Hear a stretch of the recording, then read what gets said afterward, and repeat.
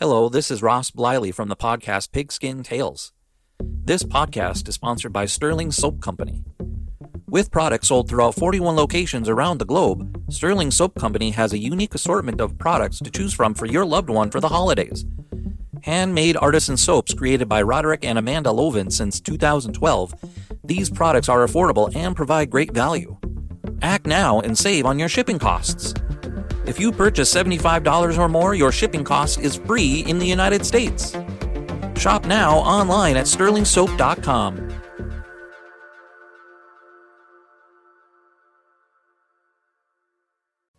This podcast is part of the Sports History Network, your headquarters for the yesteryear of your favorite sport. You can learn more at sportshistorynetwork.com. Hello, weightlifting fans, and welcome to another edition of No Nonsense, Old School Weightlifting History. One of the biggest excuses I hear from people when I try to get them started on a weight training program is that they don't have time. If you're one of those people, I have good news for you. Weight training is not as complicated as some people make it out to be, and it doesn't require that much time. Don't believe the myth that you must spend endless hours at the gym to get results. I overtrained for many years, believing that more training was better than less training. I was wrong. Because of that, I suffered a bad case of tendinitis. And just as bad, I probably didn't make the progress I would have made had common sense guided my training. Don't get me wrong, I'm not saying that you shouldn't train hard. I'm all for training hard. The key is to know when enough is enough. How do you know when that is? The answer won't be the same for everyone. So my first piece of advice is to listen to your body. Know the difference between discomfort and pain, and between pain and injury. Ignoring or dismissing an injury will only make it worse. I'm speaking from experience. Inflicting pain upon yourself is not the way to obtain gains in lifting. My second piece of advice is to understand that not everyone recovers from a heavy workout in 24 hours. It's a matter of how your body responds. Some people heal faster than others. Again, you need to listen to your body. Don't be stubborn. Ignoring an injury will not make it go away. My third piece of advice is this. Not everyone wants to or needs to spend 2 or 3 hours a day at the gym. The amount of time you devote to training involves what you prefer personally, including, of course, what you can fit into your schedule and your lifestyle. My fourth piece of advice applies to most things, not just lifting. One size doesn't fit all. Just because a particular workout routine works for one person doesn't mean it will work for you. Getting to where you need to be involves a process of trial and error, trying several options, evaluating each, and over time, settling on what's right for you. It means that you'll learn your way into what's right for you. It's not as easy as searching the internet to find that perfect routine, because it doesn't exist. Or copying what somebody else is doing, even if the source is an expert. When you add up what I've been saying, my thoughts lead naturally to the fifth piece of advice. Be honest with yourself. While it's essential to have goals, you need to be realistic. Your goals should be challenging, yet attainable. To get there, be honest about what you are trying to accomplish. Then match those goals with an assessment of the time you want to put into your training. You won't be able to set realistic and attainable goals unless you answer this question. How important is weight training to you? Yes, lifting can become your life, but at what cost? Weightlifting has been a big part of my life, but it never became my sole purpose. I've tried my best to bring balance and moderation to lifting. Once you responded to my last piece of advice, you can move to my sixth piece of advice, deciding which form of weight training will be your specialty. Bodybuilding, powerlifting, and Olympic lifting are the three main forms of weight training.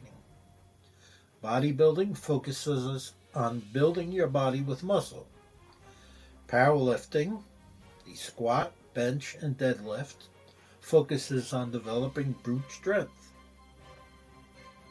Olympic weightlifting, my favorite of the three, focuses on Olympic events, the snatch, lifting the bar overhead in one motion, and the clean and jerk, lifting the bar overhead in two movements. Beginning lifters need to understand that technique and hip extension are of the utmost importance in Olympic weightlifting. In Olympic weightlifting, you aren't likely to gain as much muscle mass as you would from bodybuilding or powerlifting, but you will gain in many other areas, including speed, flexibility, balance, coordination, reflex action, strength, and explosive power. I'm partial to two of those benefits, strength and explosive power. Strength is the state of being physically strong. Explosive power pertains to speed of movement, specifically involving a quick burst with maximum effort. With that in mind, there's a reason why many strength coaches teach Olympic lifts to athletes in other sports. It's because of explosive power and hip strength are essential in many of those sports. So, where do you want to settle? To answer that question, you need to answer another question, which constitutes my seventh piece of advice. Are you interested in entering competitions? If you are, pick the form of lifting that you think is best for you, including the one that will give you the most satisfaction and enjoyment. If you aren't interested in competing, and I found that most people aren't, then I suggest combining the three forms. If you're truly serious about lifting, you'll need to follow my eighth and last piece of advice. Don't get serious about lifting unless you want to get stronger and gain muscle. Weight training also has other benefits, but at its core, lifting is about getting stronger and gaining muscle. Here are 15 of my favorite weight training exercises. Most are full body movements, often known as functional training or compound exercises. These tried and true exercises work numerous muscle groups at once. First, we have what I call the Big Six. If you only have enough time in your busy schedule to spend 1 to 1.5 hours a week on weight training, here are the 6 exercises I recommend. Number 1, full depth squats. The muscles worked in this exercise are the quadriceps, the hamstrings, the gluteus maximus, the abductor, the hip flexors, and the calves. Number 2, the traditional deadlift. Not the sumo deadlift, the traditional deadlift. The muscles worked: lower back, lats, traps, hamstrings, quadriceps, gluteus maximus, and abdominals. Number 3, the overhead press. Muscles worked are the front deltoids, the triceps, the rotator cuff, the upper back and chest, and the core. Number 4, the incline bench and or the flat bench can alternate from week to week. The muscles worked are the pectoral muscles, upper chest on inclines, triceps, deltoids, and biceps. Number 5, power cleans. The muscles worked are the glutes, hamstrings, quadriceps, lower back muscles, shoulders, core, calves, biceps, and trapezius.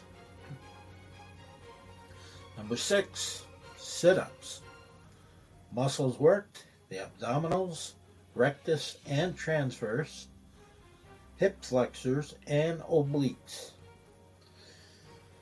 Here are the other 9 in no particular order. Front squats. Muscles worked, quadriceps, hamstrings, glutes, lower back, and abdominals. Leg extensions. Muscles worked, quadriceps. Leg curls. Muscles worked, hamstrings. Hanging knee raises. Muscles worked, abdominals, rectus and transverse, obliques, internal and external, and hip flexors. Wide grip lat pull downs. Muscles worked, latissimus dorsi, rear deltoids, and biceps. Upright rows. Muscles worked, trapezius, upper back, shoulders and biceps. Pull-ups and or chin-ups. Muscles worked, latissimus dorsi, biceps, forearms, and trapezius. Parallel bar dips. Muscles worked, chest, triceps, and shoulders. Wrist rolls. Muscles worked, forearms, wrists, and hands.